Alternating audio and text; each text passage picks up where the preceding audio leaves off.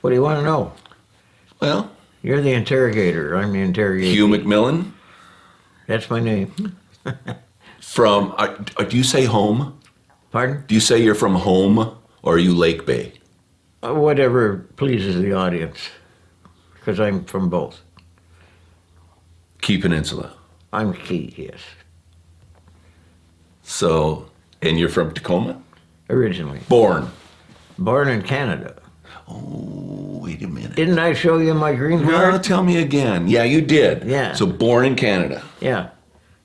Born in Canada, 17 June 1926. And my earliest memory was looking up the stairs at my Aunt Agnes's house, which is a frame structure. And my teddy bear was at the top of the stairs, but we were going to get the train to come down to Tacoma. And my teddy bear is still sitting on that porch as far as I know. That Really? was not a happy time. Really? Why did the family pick Tacoma from Canada? My dad's family was very active politically, and particularly on behalf of workmen, forming unions. And in Canada in those days, you did not form unions unless you put your life at stake, Yeah. quite seriously. And Whereas the West Coast was the hotbed, you right? betcha.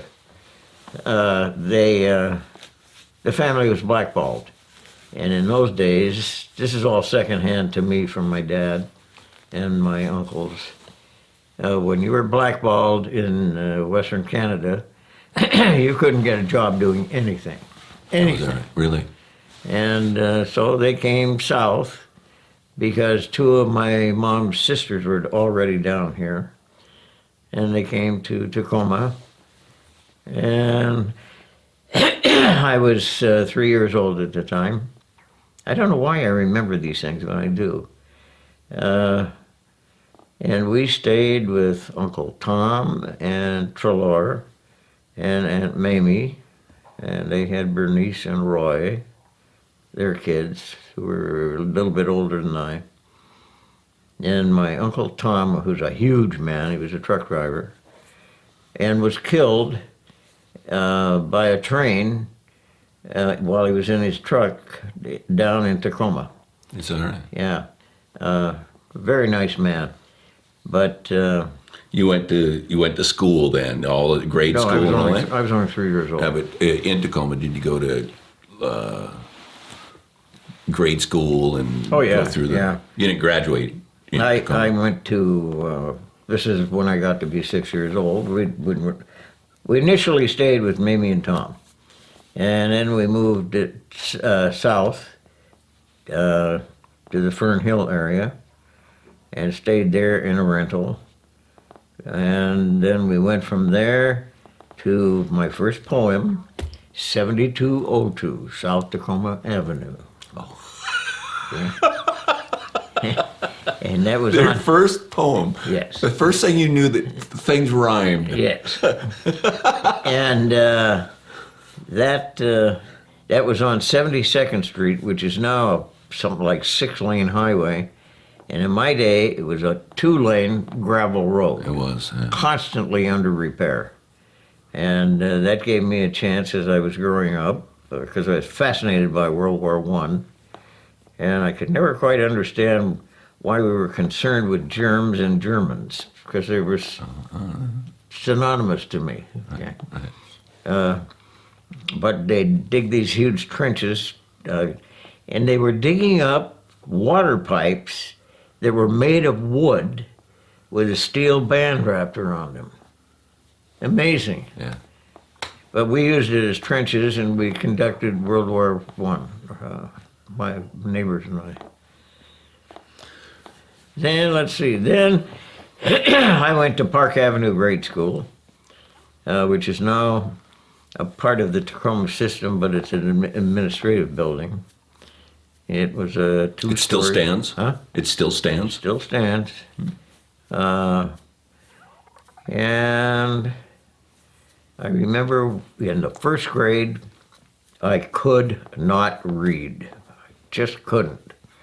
And my dad would greet me at the door when I'd come home walking from school, because you didn't have any buses in those days. And he'd say, "Where are the flashcards?" "They ran out of them, Dad. You get back there. It could be snowing." But I'd have to walk a mile back to the school to get the flashcards. And it didn't seem to help me. And I came down with some unnamed malady. This is when I'm 6, maybe 6.5, and my throat swole. And those were the days when doctors actually came to your home. And I've never forgotten it. He put a cloth gizmo over my face and used ether and knocked me out. And the whole world turned flaming red. And when I wakened, he had a saucepan full of pus that came out of my throat. So did he? Yeah, He must have put. I still have an itch. It's a little cut. So he must have cut. So he had pus. You had pus. Yeah, my throat was full of pus. Jiminy Christmas! Yuck. I never did find out what the disease was. Oh, In those days, they didn't even have a name for it. And I lucked out because I had a girlfriend, Harriet. I can't remember her last name. She lived nearby, How old were you? about 6. You had a girlfriend? Yes. Mercy, you. And Harriet came by, and she had a little tin truck made in Japan as a get well present. And she had the temerity to say, "Let's read." And she had a book. So I went from that day forward reading. That little girl did what the teachers and my dad and mom couldn't do. She taught me to read, and I went from being the low man on the school totem pole in the first grade. In second grade, I was the reader. I'll be darned. Yeah, it was amazing. It's just overnight, it clicked. Right now, I'm with the communities and schools of Peninsula as a mentor at Evergreen Elementary. And I tell each one of the kids that I'm working with, don't worry about it, you will learn to read. Let me tell you about me, and Right. that personalizes it. And I'm hoping that it helps the kids to determine that they're going to learn to read. Anyway, I formed the very first cheer team at the elementary level. We called them grade schools in those days. And I had a couple of friends, and we cheered our soccer team, okay? Because I was a lousy athlete. But you liked athletics. Ah, but yeah, you sure. liked being part of it. It was a show, right? Yeah, my dad was Canada's #1 soccer player. They call that it right? football. The team was Nanaimo, and in those days, Nanaimo was nothing but a wide spot in the road. It was nothing. Right. But they had a professional soccer team, and my dad was its star. And he got all kinds of medals. And I've got a picture of him with all the teammates on it. We'll show it to you when you come over. Okay. The guy who owned the club said, the Connaught Cup, by the way, is the equivalent of the Super Bowl. Okay. Okay? Lads, if you'll bring it out here, I'll fill it with champagne for you. Little realizing that it contained 5 gallons. But he filled it. First time in history the Connaught Cup had ever come west. And that was in 1923. And my dad was a big deal on it. Yeah. Huh. So after what high school did you end up going to? Well, let me get out of grade school. Also, while I'm in grade school, I need to follow I got my first bicycle. It was a World, a very nice bicycle. It had a little bit of a sickness because it used to snap the chain. And in those days, you didn't have these squish your fingers brakes. You had what they call new departure brake. Instead of pedaling this way to make the bicycle go, you pedaled backwards and the brakes came on and you stopped. Right. Provided you had a chain. And Right. when No the chain no broke, chain, no worky, right? you are out of business. Yeah. Yeah, chains critical. Critical. Let's see. Oh, my rich Uncle Jack, who wound up at McMillan Island because he did something terribly illegal. He sold Irish sweepstakes tickets. Can you imagine? That was That landed you in the penitentiary clink. event. Huh? That landed you in the clink. Huh? That landed you in the clink. He went to McNeil for something like a year. But he was the rich man in the family. And for Christmas one year, he gave me a box full of little rubber letters. I've never seen these since. I wish I could find a set. You get a string of A's, B's, C's, and you break them off, and then there's a wood block, and you press the letters in. Okay? Okay. Well, I'm reading at this time, and my soon-to-be brother-in-law, Jim Oxley, gave me a subscription to Boy's Life. Sure. And as I read it, I thought, I'm going to write. And so I used these, and I made a newspaper. Honest to God, it was a one-pager, but it was a newspaper. That was a lot of work for each little word, wasn't it? Yeah. And then I formed at Park Avenue Grade School what I am told was the first grade school level newspaper in the country. I can't believe that, but that's what I was told. Okay. And we did it on a ditto machine. I don't know if you know what a ditto machine is. Yeah.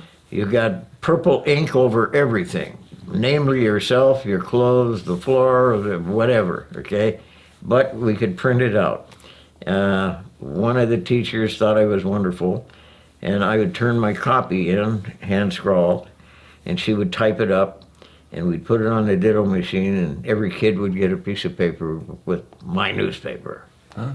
And then we found out that another school, Horace Mann, which was about a half-hour bicycle ride away. With a good chain. With a good chain. With a good chain, had a mimeograph machine. That was state-of-the-art.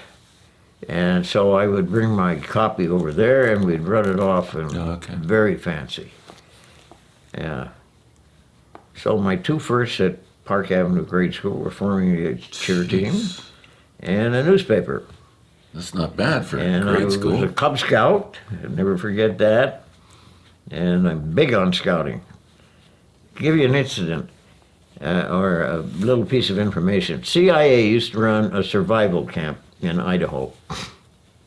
And we would drop people in with a fish line, a couple of hooks, a jackknife, a little hatchet, a compass, and tell them to get out. Okay, this is about 10 to 20 square miles of turf, and you've got to figure out how to get out of there and survive.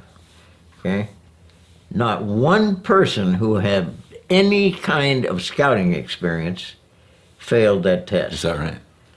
But something like 60% of the people who had not been scouts, what was that noise? Right. And we'd have to send a chopper in to take them out because they'd go bananas. So I'm pretty big on scouting. Yeah. Yeah. Yeah. Anyway, I never made it past, I made it past being a cub.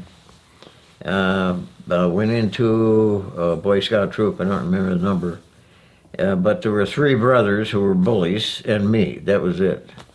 And that folded, so I never got to be a scout, a real scout. But Reverend Svint, he was German extraction, heavy accent, and he carried a big paddle. And in those days, You could use it. you could use it. And when he told you cubs to line up and you didn't, wham! Really? Yeah. But I will never forget one of the first things we learned was how to darn socks. Yeah. This was the Depression. You didn't throw those socks away because they had a little hole in them. You made them useful. And we would go on hikes, and we would do bicycles. We'd go out Spanaway. And I learned to cook over a campfire and all that sort of thing, thanks to my Cub Scout experience. Then I went to Stewart Junior High School. and I was on the newspaper there. I formed a yell team there, and was a sort of a self-proclaimed big man on campus. Lousy student. Were you? Terrible. I had the capability. One of my all-time favorite teachers was Bernice Haltom, who had been stricken with polio and had a terrible limp. She taught English, and she would use gimmicks.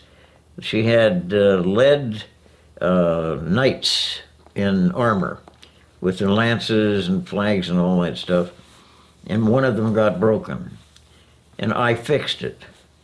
And one day, as class is ending, she said, "Class dismissed. Hugh, I'd like you to remain. I think she's going to tell me how wonderful I am." And when the rest of the kids left the room, she said, "Young man, I'm going to flunk you. This is not praise." No. Those are never good words. No. And I said, "Why, Miss Haltom, why?" "You haven't turned any of your homework in for the past 6 weeks. You have 3 days to get it in. Otherwise, I'm going to flunk you." That was the best lesson I ever got in my life. Yeah. And I loved that woman from that day forward. And when I went on to being what was considered a big deal, being a U.S. diplomat all over the world, every time that Janice and I would come home, I would look up Bernice Haltom, John Kennedy, who was a history teacher at Lincoln High School, and Inez Jackson, who was my music teacher at Stewart, and Ione Davis, who was my fourth and fifth grade teacher at